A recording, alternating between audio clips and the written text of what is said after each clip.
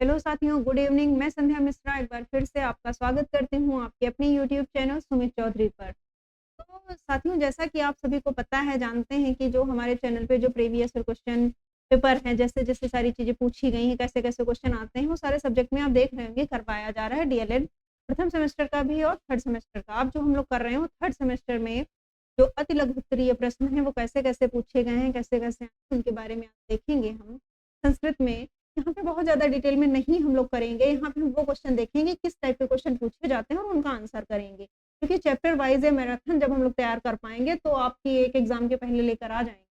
और अभी हम सिर्फ ये देखेंगे कि कौन से क्वेश्चन किस टाइप के क्वेश्चन चीज़ों को लिंक करना है, देखना है कि कैसे-कैसे क्वेश्चन पूछे जाते हैं और कैसे-कैसे हमें पढ़ना है। प्रीवियस ईयर अगर हम तैयार कर लेते हैं, तो कितना बेहतर हमारा स्कोर संस्कृत में हो जाएगा। ठीक है साथियों, शुरू करते हैं आज की अपनी क्लास और देखते हैं कैसे क्वेश्चन पूछे गए हैं। और ये जो हमारा ऐप है, इससे जुड़ जाइए आप सभी लोग, इसको डाउनलोड कर लीजिए क्योंकि आपको सारा जो भी कंटेंट है हम लोगों का यहीं पे पड़ा हुआ डाल दिया जाता है। सब कुछ यहीं से आपको प्रोवाइड कराया जाएगा ऐप के माध्यम से। टेलीग्राम चैनल पे भी आप हमारे साथ जुड़ सकते हैं। तो ये जो अगर आपने ऐप डाउनलोड नहीं किया है, तो इसको डाउनलोड कर लीजिए जिससे आपको सारी चीज़ें आसानी से ईज़िली अवेलेबल हो सकें। और ये जो है इंस्टाग्राम आईडी देख सकते हैं और फेसबुक और टेलीग्राम, इस आईडी के माध्यम से आप हमारे साथ जुड़ सकते हैं।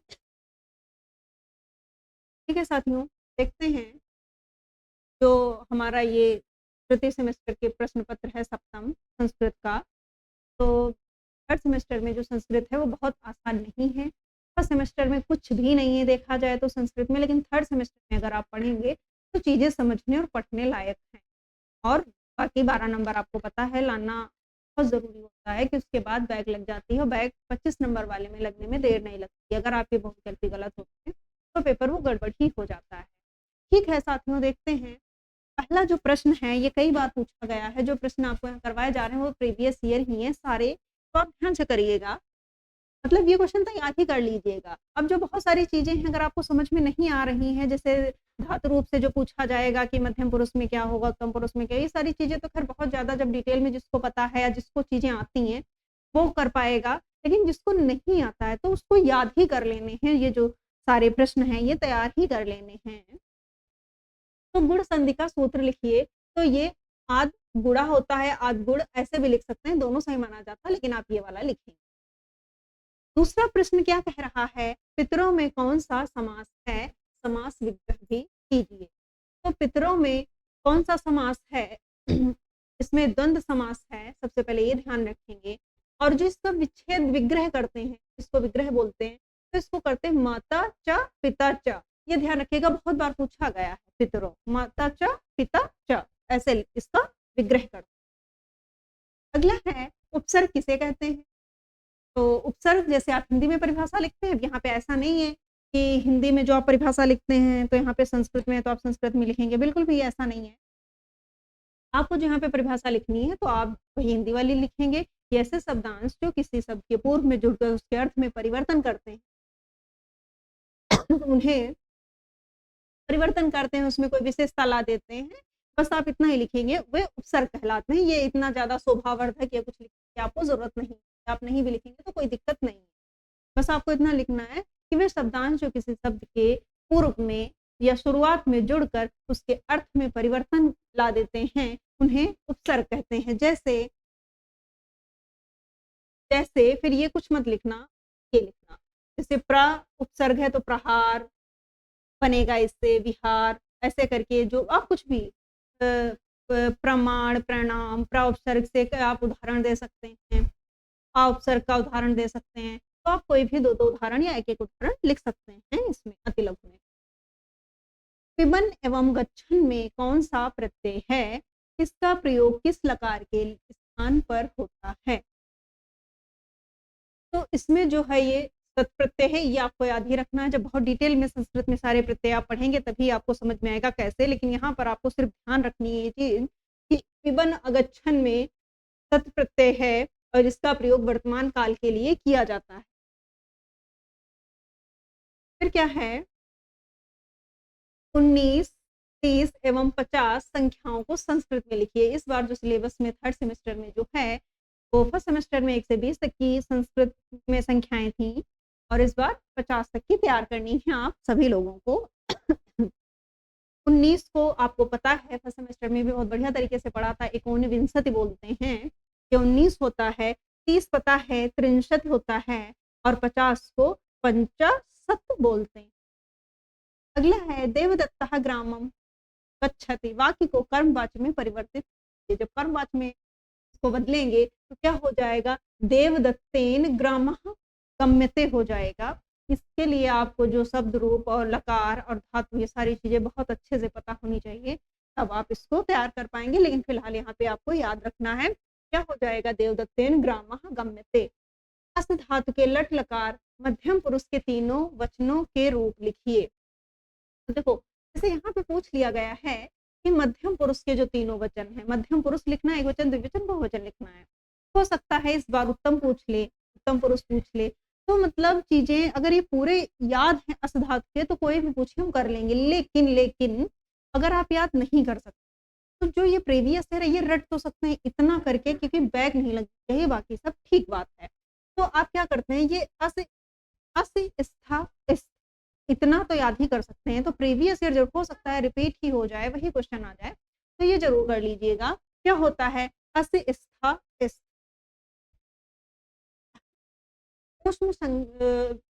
ऊष्म संज्ञक वर्णों की संख्या को बताते हुए उन वर्णों का भी उल्लेख कीजिए कि कौन कौन से, जैसे आपने हिंदी में भी पढ़ा है ऊष्म व्यंजन क्या कौन से होते हैं, अंतस्थ व्यंजन कौन से होते हैं, वैसे इसमें पूछा जाता है, कुछ अलग नहीं होता है। ठीक है, जैसे ऊष्म व्यंजन आपको पता है ये वाले श जो ये होते हैं ये ऊष्म व्यंजन होते हैं। उदाहरण, फिर अगला प्रश्न क्या कह रहा है, उदाहरण या सोदाहरण वृद्धि संधि विधाय का सूत्र का उल्लेख, जो वृद्धि संधि का विधाय का सूत्र है वो उल्लेख कीजिए, उसका लिखिए। तो उसका क्या, वृद्धि जैसे उसका गुण संधि का पूछा गया था, कभी वृद्धि संधि का पूछ लेता है, कभी दीर्घ संधि का पूछ लेता है, तो हमें पता होना चाहिए। तो यहाँ पे वृद्धि संधि का क्या होता है, वृद्धि रेच, क्या होता है, वृद्धि रेच। और जैसे दीर्घ संधि का पूछ लेता है, दीर्घ संधि का पूछेगा तो अकह सवर्णी दीर्घा लिख लेंगे, आद गुड़ा गुण संधि का होता है। तो इसमें से तो एक क्वेश्चन आता ही आता है, या तो गुण संधि, दीर्घ संधि और वृद्धि संधि का जो ये सूत्र है, विधाय का सूत्र लिखने को आता ही आता है। 18 से 20 तक की संख्याओं को संस्कृत में लिखिए। तो आपको पता है कि 1 से 20 तक की आप लोग याद कर चुके हैं, सामान के चलते हैं आपको 20, अब 21 से 50 तक की तैयार करनी है।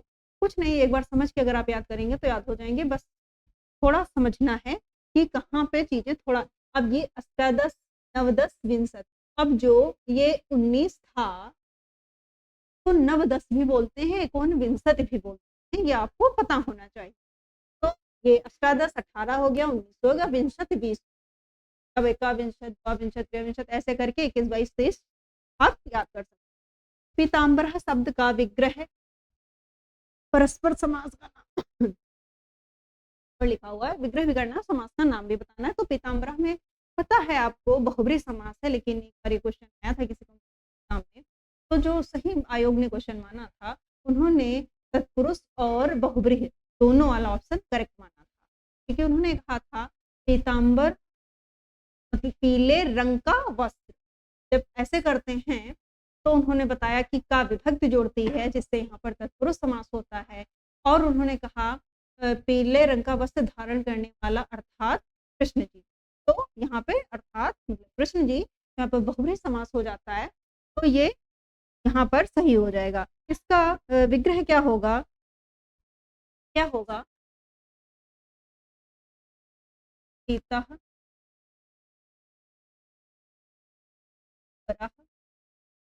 यस ठीक है, का विग्रह याद रखिएगा, पूछ लिया जाता है क्या है, पीतः अंबरः यस्य सा। ठीक है, आगे बढ़ते हैं। अभिता परितः शब्दों के योग में किस विभक्ति का प्रयोग हुआ है, उदाहरण लिखिए। अभिता परितः शब्दों में द्वितीय विभक्ति का प्रयोग हुआ है, द्वितीय विभक्ति का प्रयोग करके हमें कोई उदाहरण लिखना है। तो ये पहला उदाहरण क्या लिखा हुआ, आपको जो आसान लगे आप वो लिख सकते हैं, लेकिन याद होना चाहिए। रामम अभिता वनम अस्ति। अगला क्या है, नगरम परितः जलम अस्ति। तो दो ये एग्जाम्पल आपको ध्यान रखने हैं। द्वितीय विभक्ति पूछी गई है, हो सकता है तृतीया पूछ ले, चतुर्थी पूछ ले, लेकिन जो पूछा गया है वो तो याद होना ही चाहिए, क्योंकि प्रीवियस ईयर कभी कभी नहीं हमेशा ही 90% आ जाता है वही। नदी शब्द के प्रथमा विभक्ति के तीनों वचनों के रूप लिखे, तो बहुत इजी पूछ लिया गया। नदी नद्यो नद्य, नदीम नद्यो नदी, ठीक है। तो ये नदी नद्यो नद्य ये क्या है, प्रथम। 19 संख्या को संस्कृत में लिखिए, तो बहुत पूछा जाता है, चाहे फर्स्ट सेमेस्टर हो या थर्ड सेमेस्टर, जहाँ संस्कृत आती है। ये बिल्कुल हिट क्वेश्चन है, 19 संख्या को संस्कृत में क्या, कभी ऑप्शन में दे देता है, कभी एक नंबर में पूछ लेता है, लेकिन पूछता जरूर है। एकोनविंशति, ऊनविंशति, नवदस, ऐसे तीनों सही। नमः के योग में कौन सी विभक्ति लगती है, तो नमः के योग में चतुर्थी विभक्ति लगती है। ये बिल्कुल बढ़िया तरीके से याद कर लीजिएगा कि नमः के योग में कौन सी विभक्ति, नमः में चतुर्थी विभक्ति, ये ध्यान रखना है। आगे बात करते हैं, पठ धातु के लोट लकार प्रथम पुरुष के रूप लिखिए। ये तो बहुत इजी क्वेश्चन आ गया।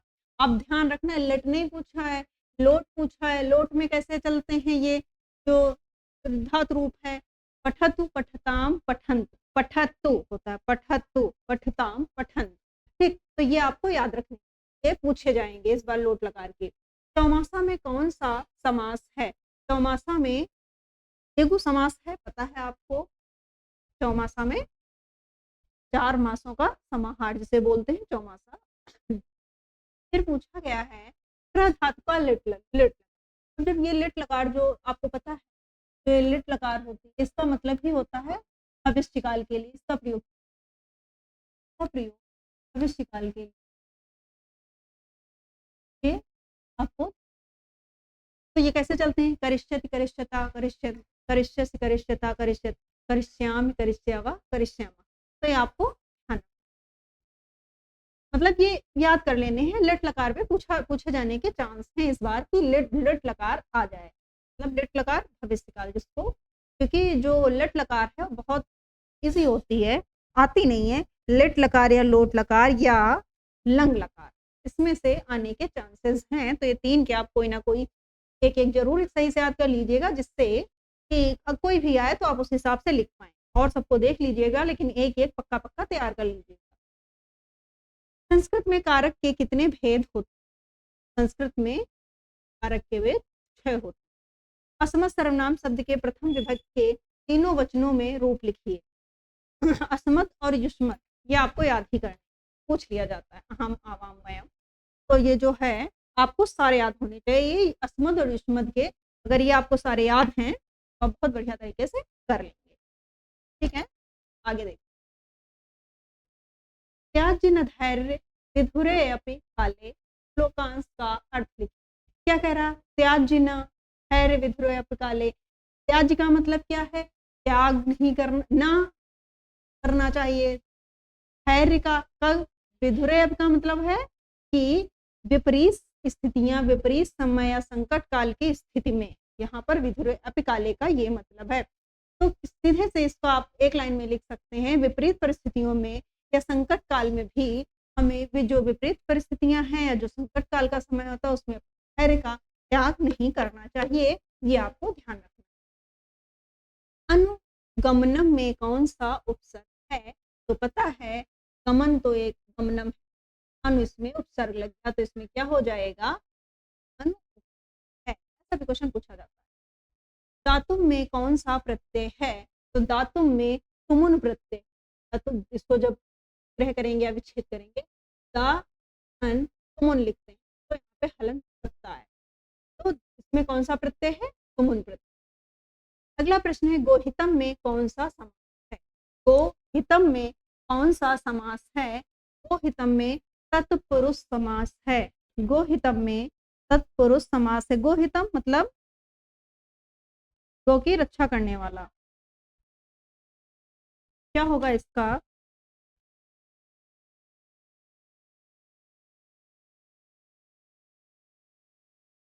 गो रहिता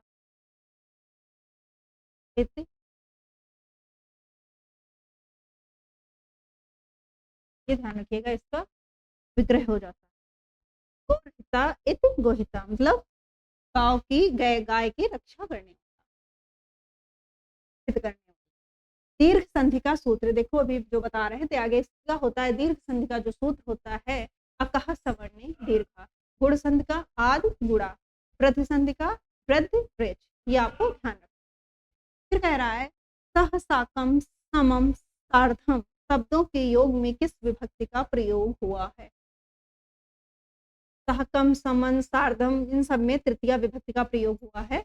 जैसे विभक्ति रूप जब याद होंगे तभी आप सोच पाएंगे कि इसमें कौन सी विभक्ति आई है। न्यायात पथा प्रविचलन्ति पदम नधीरा, इस श्लोक का हमें अर्थ बताना है।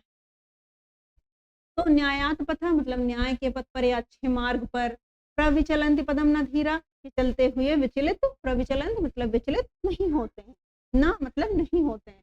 इसका आप मतलब लिख सकते हैं सीधा सीधा, जो सज्जन पुरुष होते हैं वो न्याय के मार्ग पर चलते हुए कभी भी विचलित नहीं होते हैं। 21 संख्या को संस्कृत में क्या लिखेंगे? तो विंशत 20 होता है और जब एकाविंशत जोड़ देते हैं तो ये 21 हो जाता है। सप्ताध्यायी शब्द में कौन सा समास होगा? तो सप्ताध्यायी में क्या होगा? द्विगु समास होगा, ये आपको भी आसानी से पता है। अस्मद शब्द के द्वितीय विभक्ति के तीनों वचनों का रूप लिखिए। बहुत पूछा जाता है अस्मद और युष्मद। जो अस्मद है और युष्मद है ये आप बढ़िया से तैयार कर लीजिएगा, पूछा ही जाता है। होता है क्या कर रहा है, विभक्ति के तीनों वचनों का रूप लिखिए। तो माम आवाम क्या होता है? माम आवाम अस्मद। अगला है प्रारब्ध मुक्त मज्जनः न परित्याजन्ते, श्लोक का अर्थ लिखिए। तो क्या है प्रारब्ध मुक्त मज्जनः? कि उत्तम प्रकृति के जो लोग होते हैं, जो उत्तम प्रकृति के लोग होते हैं, अच्छे विचार वाले लोग होते हैं, वो कोई भी कार्य जब प्रारंभ करते हैं या शुरू करते हैं उसका बीच से त्याग नहीं करते हैं, मतलब बीच से वो काम नहीं छोड़ते हैं। देख लेते हैं उत्तम प्रकृति के लोग एक बार कार्य प्रारंभ करके उसका परित्याग नहीं करते, मतलब जो उत्तम प्रकृति के लोग होते हैं वो एक बार अपना कार्य अगर प्रारंभ कर दें तो उसे बीच से नहीं छोड़ते। आप इसको अपनी भाषा में लिख सकते हैं, जो कहते हुए चीजें नहीं याद करी। अगला है युष्मत शब्द के प्रथमा विभक्ति के तीनों वचन का रूप लिखिए। बहुत पूछा है, अस्मद युष्मत तो पूछा ही जाना है, आपको याद ही करना है। तो ये युष्मत में क्या होता है? तुम यूयाम यूयम, क्या होता है? तुम युवाम यूयम, याद कर लीजिएगा। उसमें क्या था? अहम आवाम वयम, तो थोड़ा ध्यान से याद कर लीजिएगा। बलिम याचते वसुधाम में बलि का कर्म संज्ञा विधाय का सूत्र लिखिए। ये बिल्कुल ऐसे का ऐसे याद कर लीजिएगा। ये क्वेश्चन कई बार पूछा गया है।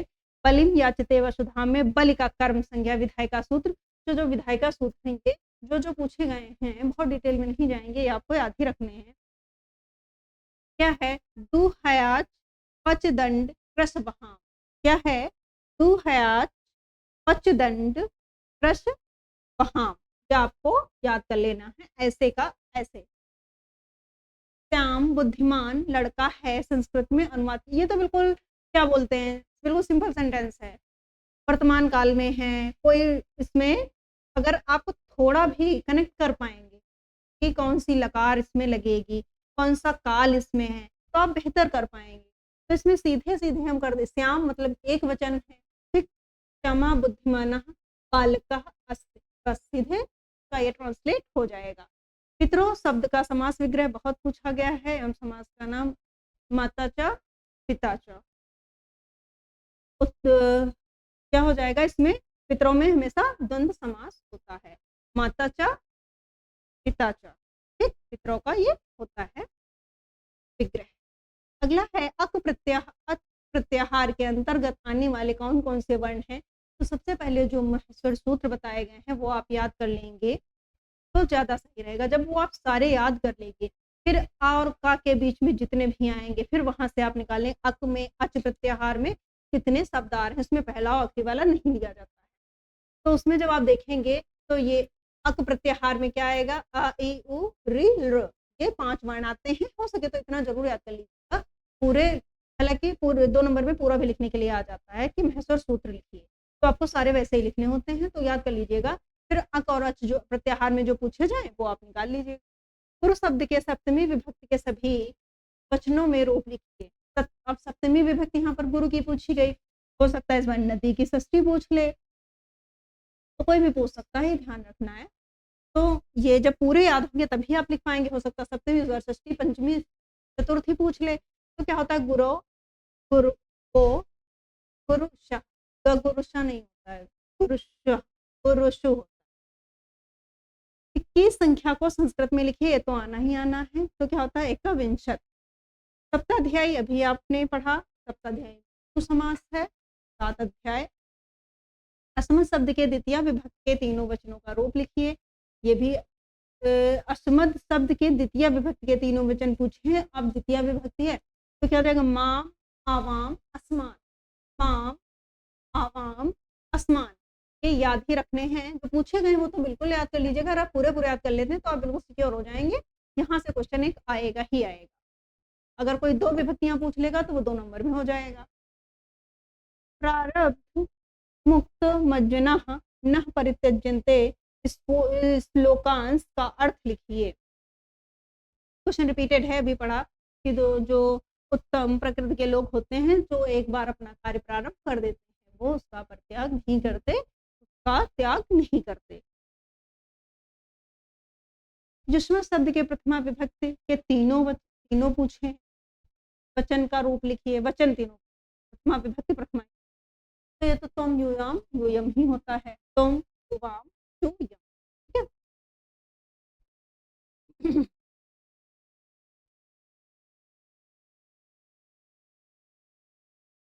बलिम याचते वसुधाम में बलि का कर्म संज्ञा विधायक का सूत्र क्वेश्चन रिपीट हो गया, आप लोग कर लीजिएगा। अभी आपने देखा क्या होता है, तो या पचदंड प्रशम वहाम, याद रखना है। श्याम बुद्धिमान लड़का है, या श्यामा फल का अस्ति, यहाँ पे कुछ भी नाम बदल दे वही रहेगा। पितरों शब्द का समास विग्रह करिए, क्या होगा इसमें, पितरों में द्वंद्व समास होता है, इसका क्या हो जाता है मात्रा। अक प्रत्याहार के अंतर्गत कौन कौन से आते हैं, अ ई उ ऋ ऋ, ये याद रखना है। नायका का संधि विच्छेद कीजिए तथा संधि का नाम लिखिए, बहुत इंपॉर्टेंट है, बहुत ज्यादा इंपॉर्टेंट है। अयाद संधि से एक उदाहरण, ये क्वेश्चन आना ही आना है, बिल्कुल पक्की बात है। अयाद संधि से क्वेश्चन आना ही आना है। तो ये जब नायका का आप विच्छेद करेंगे तो ये